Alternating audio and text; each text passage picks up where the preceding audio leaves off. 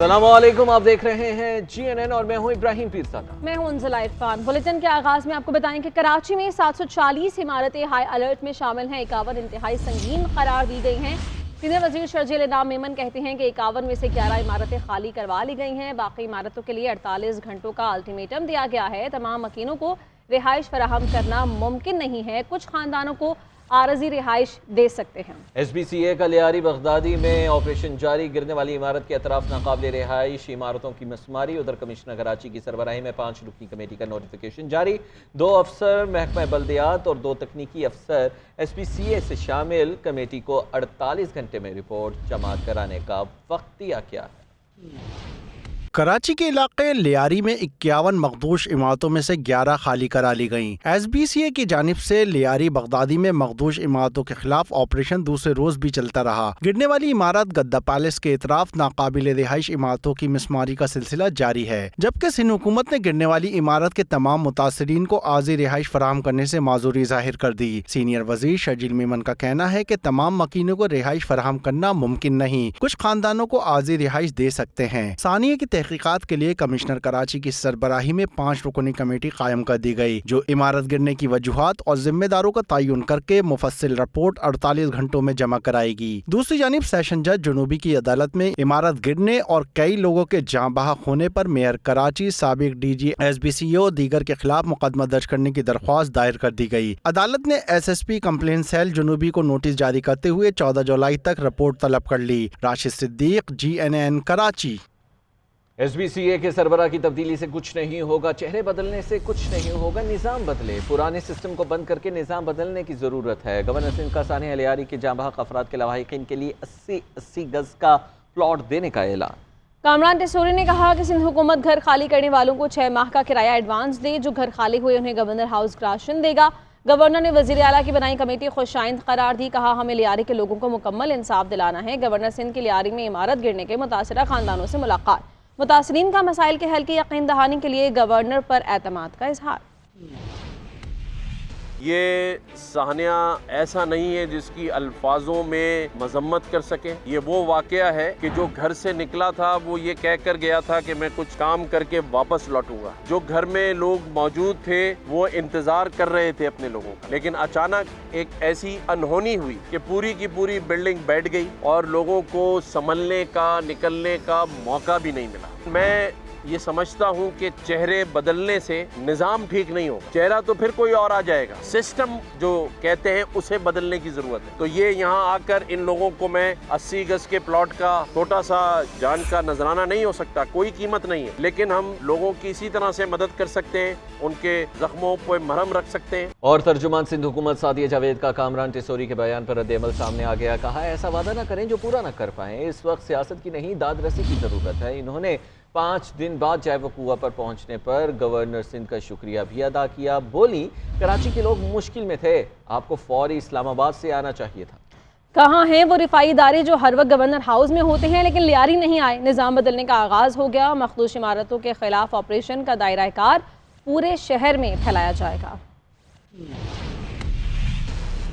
پاکستان تحریک انصاف کی back door مذاکرات کی تردید، بانی سے ملاقات ہوئی تو حکومت کی مذاکراتی پیشکش پر بات کروں گا، تحریک چلانا ہمارا آئینی حق ہے، ہم نے کبھی ڈائیلاگ سے راہ فرار اختیار نہیں کی۔ بانی نے ہمیشہ مذاکرات کا کہا، ان کا موقف ہے کہ اگر حکومت سنجیدہ ہے تو پہلے کوئی مثبت اقدامات ہونے چاہئیں۔ چیئرمین PTI بیرسٹر گوہر کی اڈیالہ جیل کے باہر میڈیا ٹاک، بولے مولانا صاحب کے ساتھ ہمارا الائنس نہیں بن سکا لیکن راہیں جدا نہیں ہوئی، میرا ہمیشہ موقف رہا ہے سیاسی جدوجہد میں سارے آپشنز کھلے ہونے چاہیے، کوشش ہے اس وقت بھی مذاکرات کا سلسلہ آگے بڑھے، جن لوگوں سے بات چیت ہونی چاہیے کوشش ہے ان سے ہی بات چیت ہو۔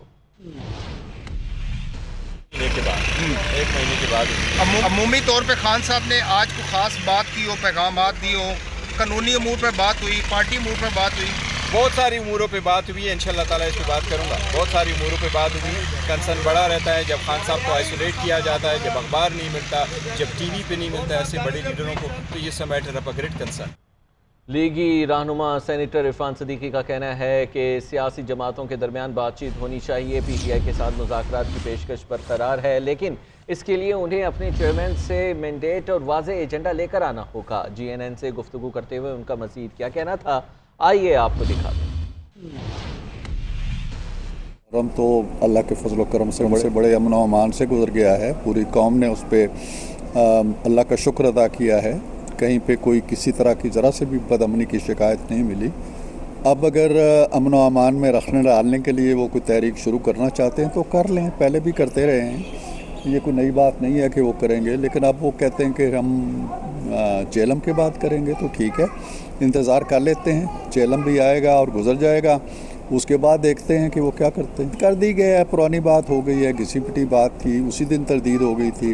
नवाज़ शरीफ का क्या लेना देना है खान साहब से कि वो जाएंगे, और उसके जब वो गए थे तो खान साहब ने कितनी कदर की थी, वो वज़ीर आज़म होते हुए गए थे, उसकी मैं उनके साथ था।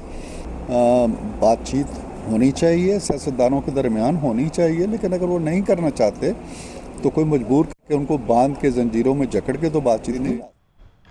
भाई ने कहा है कि 5 अगस्त को एहतजाज उरूज पर होना चाहिए। 5 अगस्त को उनकी क़ैद को 2 साल मुकम्मल हो जाएंगे। बानी पीटीआई जेल से एहतजाज को लीड करेंगे। तहरीक में बानी की फैमिली भी शरीक होगी। अलीमा खान की अरियाला जेल के बाहर मीडिया से गुफ्तगू।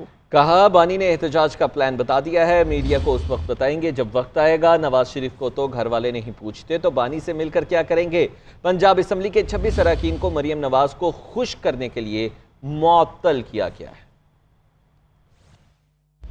एक्टिविटी के बगैर किसी किताबों के बगैर किसी से बात किए, जहां पे पुलिस वालों को भी इजाजत नहीं है इमरान खान से बात करने की। उनके जो डॉक्टर्स हैं 10 महीने से उनकी भी उनको मायना नहीं करने दिया गया, और बुशरा बीबी को भी आइसोलेशन में रखा हुआ है। उन्होंने कहा है कि एक लाएअमल आ रहा है और वो तहरीक का है, कि जो तहरीक का वजन नहीं उठा सकता, कोई ओहदेदार जो तहरीक का वजन नहीं उठा सकता, वो अभी से अलग हो जाए। इसलिए आप सारे अपना फोकस करें तहरीक के ऊपर। और उन्होंने कहा है कि ये तहरीक की पीक जो है 5 अगस्त को होनी चाहिए और शुरू भी हो जानी चाहिए, और इसकी पीक 5 अगस्त को होनी चाहिए, जिस दिन 2 साल हो जाएंगे इमरान खान की कैद को। और वफाकी काबीना का मुल्क में 5 लाख टन चीनी दरामद करने का हतमी फैसला सामने आया है। वजारत ग़ज़ाई तहफ़्फ़ुज़ के मुताबिक फैसला चीनी की तलब और रसद में तवाज़ुन कायम रखने के लिए किया गया है। दरामद सरकारी शोबे के जरिए की जाएगी और तमाम इंतज़ामात मुकम्मल हैं। दरामद का तरीक़ा माजी की हुकूमतों से मुख्तलिफ और बेहतर हिकमत अमली के आकास होगा। माजी में मसनूई क़िल्लत पैदा करके सब्सिडी का बोझ डाला जाता रहा। मौजूदा हुकूमत ने वाफिर दस्तयाबी के वक्त चीनी बरामद की, अब ज़रूरत के तहत दरामद का फैसला किया है। नई तैनात होने वाले चीफ जस्टिस साहिबान की हलफ बर्दारी। Chief justice Islamabad high court Sarfaraz Dogar ओहदे का हलफ उठा लिया। सदर ममलिकत आसिफ अली जरदारी ने chief justice Islamabad high court से हलफ लिया है। और जस्टिस अतीक शाह ने भी बतौर chief justice Peshawar high court हल्फ उठाया। जस्टिस जुनैद गफ्फार की बतौर chief justice Sindh high court हल्फ बर्दारी की तकरीब भी हुई, मज़ार क़ायद पर हाज़िरी भी दी। जबकि चीफ जस्टिस ने कहा कि आइन में तरमीम के बाद आइनी और रेगुलर बेंचेस की कैटेगरी बनाई है। बेंचेस के दायरा इख्तियार से मुताल्लिक़ तनाज़ात के लिए लार्जर बेंच बनाए हैं। पहली बार ये तरमीम हुई है, कन्फ्यूजन भी रहेगी। बलोचिस्तान हाई कोर्ट के जस्टिस रोज़ी खान की भी हल्फ बर्दारी की तकरीब होगी। खबरों के सिलसिले को आगे बढ़ाते हुए बताएं कि वज़ीर आला अली अमीन गंडापुर और गवर्नर फैसल करीम गुंडी के दरमियान मुलाकात हुई है और मुख्तलिफ अमूर पर तबादला ख्याल किया गया है। खुशगवार माहौल में गपशप भी हुई है। मुलाकात में chief justice Peshawar high court की हल्फ बर्दारी के मौके पर यह मुलाकात हुई है। वज़ीर अमीर मकाम और अपोजिशन लीडर डॉक्टर इबादुल्लाह भी मुलाकात में मौजूद थे। इस्लामाबाद की मकामी अदालत ने 27 यूट्यूब चैनल्स ब्लॉक करने का हुक्म दे दिया है। अदालत ने FIA की दरख्वास्त पर यूट्यूब चैनल्स ब्लॉक करने का हुक्म दिया है। जुडिशल मजिस्ट्रेट अब्बास शाह ने दरख्वास्त पर हुक्म जारी किया है।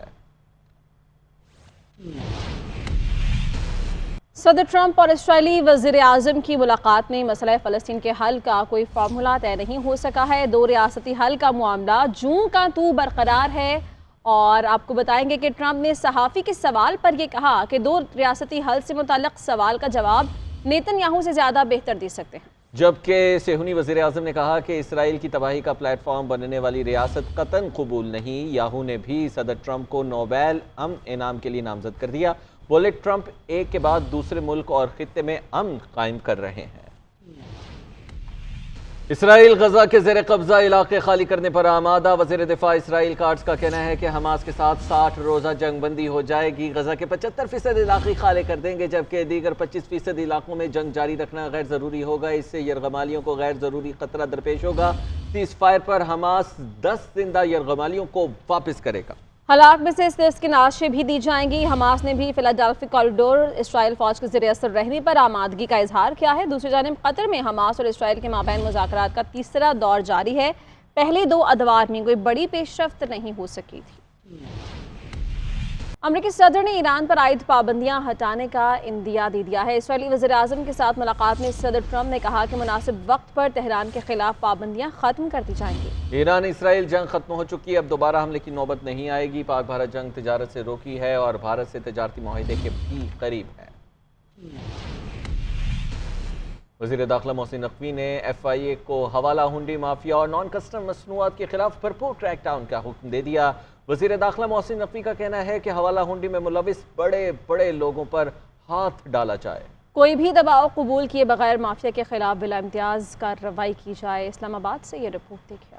وفاقی وزیر داخلہ محسن نقوی کا بڑا اقدام. حوالہ منڈی مافیا اور نان کسٹم مصنوعات کے خلاف کریک ڈاؤن کا حکم. وزیر داخلہ محسن نقوی نے کراچی میں FIA دفتر میں اہم اجلاس کی صدارت کی ہے. محسن نقوی نے اجلاس سے خطاب میں کہا کہ حوالہ منڈی میں ملوث بڑے لوگوں پر ہاتھ ڈالا جائے. کوئی بھی دباؤ قبول کیے بغیر مافیا کے خلاف بلا امتیاز کارروائی کی جائے. وفاقی وزیر داخلہ نے بھکاریوں کو بیرون ملک بھجوانے والے ایجنٹ مافیا کی سرکوبی کا حکم دیتے ہوئے کہا کہ بھکاری مافیا پاکستان کے امیج کو خراب کر رہا ہے. ایجنٹس کے خلاف بلا امتیاز ایکشن نظر آنا چاہیے. مفرور ایجنٹس کو دیگر صوبوں کے تعاون سے گرفتار کیا جائے. محسن نقوی نے نان کسٹم مصنوعات کے خلاف بھرپور کارروائی اور 5000 سے زائد ڈالر بیرون ملک لے جانے والے مسافروں کے خلاف سخت ایکشن کا حکم دیتے ہوئے کہا کہ ایسے مسافروں کے خلاف قانون کے مطابق بھرپور کارروائی کی جائے. وزیر داخلہ نے کہا کہ جعلی ادویات کا کاروبار کسی صورت برداشت نہیں ہے. جعلی ادویات کے مکروہ دھندے ملوث لوگوں سے آہنی ہاتھوں نمٹا جائے. جعلی ادویات کے کاروبار میں ملوث لوگوں کی اصل جگہ جیل ہے. PTI کی مزید مخصوص نشستوں کے لیے درخواست پر سماعت. اسلام آباد ہائی کورٹ نے الیکشن کمیشن کو نوٹس جاری کر دیا. وکیل نے موقف اختیار کیا کہ الیکشن کمیشن نے خواتین کی نشستیں صحیح شمار نہیں کی. ہمیں ہمارے حصے کے مطابق مخصوص نشستیں دی جائیں. عدالت نے کمیشن سے جواب طلب کرتے ہوئے سماعت ملتوی کر دی. ادھر الیکشن کمیشن خیبر پختونخوا نے سینٹ الیکشن کے لیے امیدواروں کی فہرست جاری کر دی ہے. 27 مارچ 2024 کو بننے والی فہرست ہی حتمی تصور کی جائے گی. جنرل نشستوں کے لیے 16، خواتین کے لیے 4 اور ٹیکنوکریٹ کے لیے 6 امیدوار شامل ہیں. اور اسپیکر پنجاب اسمبلی ملک محمد احمد خان نے کہا ہے کہ آئین کی خلاف ورزی پر اپوزیشن کے اراکین کو معطل کیا. میری بات کو غلط انداز میں پیش کیا جا رہا ہے. آئین کے آرٹیکل 63 میں سب واضح لکھا ہے. آئین کی پاسداری کا حلف توڑا کیا ہے. اور اپوزیشن کے اس طرح کے احمقانہ عمل کو روکنا چاہتا ہوں. پنجاب اسمبلی میں تقریب سے خطاب میں ان کا مزید کیا کہنا تھا، آئیے آپ کو دکھاتے ہیں.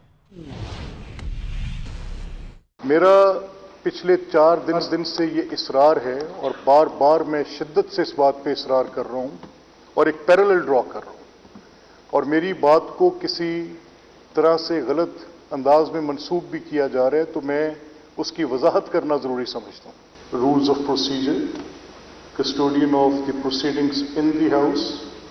Every act which happens on the precincts of this assembly is the Speaker's concern.